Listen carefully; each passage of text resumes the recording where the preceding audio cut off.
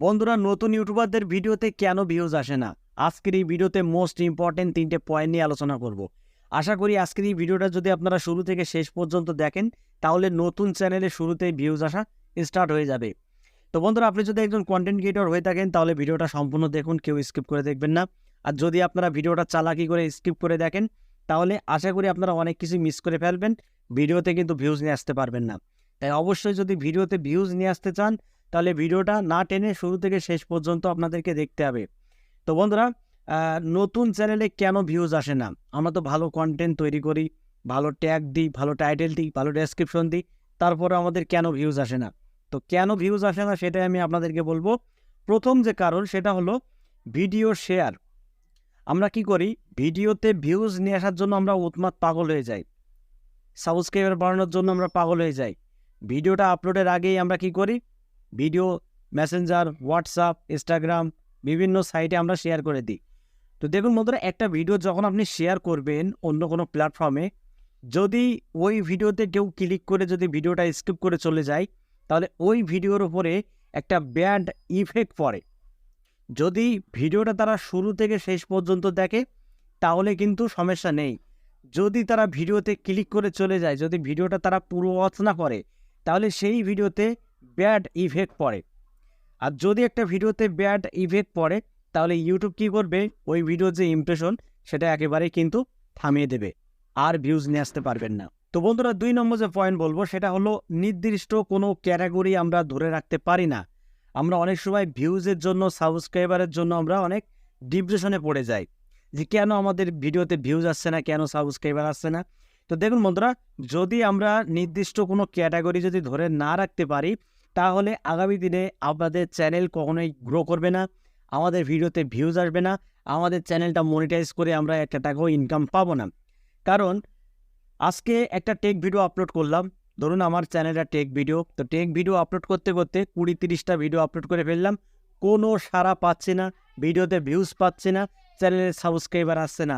আমরা কি করি, তখনই ক্যাটাগরি চেঞ্জ করে ফেলি, ফানি ভিডিও বা কোনো মিউজিক ভিডিও, মানে অন্য কোনো যেসব ক্যাটাগরি রয়েছে সেসব ক্যাটাগরিতে আমরা চলে যাই, যেসব ক্যাটাগরিতে বেশি ভিউজ আসে, বেশি সাবস্ক্রাইবার আসে, সেই সব ক্যাটাগরিতে আমরা ভিডিও করা স্টার্ট করে দিই। এর ফলে কি হয়, গোড়াও গেল, আগাও গেল। দেখুন বন্ধুরা, আপনার চ্যানেলটি যারা সাবস্ক্রাইব করেছে যে বিষয় নিয়ে, ধরুন আপনি টেক ভিডিও আপলোড করলেন, টেক ভিডিও দেখে আপনার চ্যানেলটা তারা সাবস্ক্রাইব করেছে। এবার আপনি যদি ক্যাটাগরি চেঞ্জ করে অন্য ক্যাটাগরিতে চলে যান, তাহলে এই যে সাবস্ক্রাইবার আপনার চ্যানেলে এসেছে টেক থেকে, তারা কিন্তু আপনার ওই সব ধরনের ভিডিও দেখবে না, আপনার চ্যানেলটা তারা আনসাবস্ক্রাইব করে দেবে। ঠিক আছে? তাই বন্ধুরা, অবশ্যই ক্যাটাগরি ধরে রাখা অত্যন্ত গুরুত্বপূর্ণ। তাই যদি আপনি ইউটিউবে সফল হতে চান, তাহলে অবশ্যই আপনাকে এক ক্যাটাগরিতে কাজ করতে হবে, এক নিশেই করতে হবে। তাহলে শুরুতেই ভিউজ না আসলেও কোনো সমস্যা নেই, হয়তো আগামী দিনে আপনার চ্যানেলটা ভালো র্যাঙ্ক করতে পারে, ভালো ভিউজ আসতে পারে। তো ৩ নম্বর যে বিষয় নিয়ে আলোচনা করব সেটা হলো নিয়মিত ভিডিও আপলোড না করা। আমরা কিন্তু নিয়মিত ভিডিও আপলোড করি না। কারণ আমরা যখন একটা চ্যানেল তৈরি করি শুরুর দিন থেকে, তখন কিন্তু আমাদের একটা মন মানসিকতা অন্যরকম থাকে, একটা আগ্রহ একটা অন্যরকম থাকে যে না, আমার একটা চ্যানেল আছে ইউটিউবে, আমাকে ভিডিও আপলোড করতে হবে।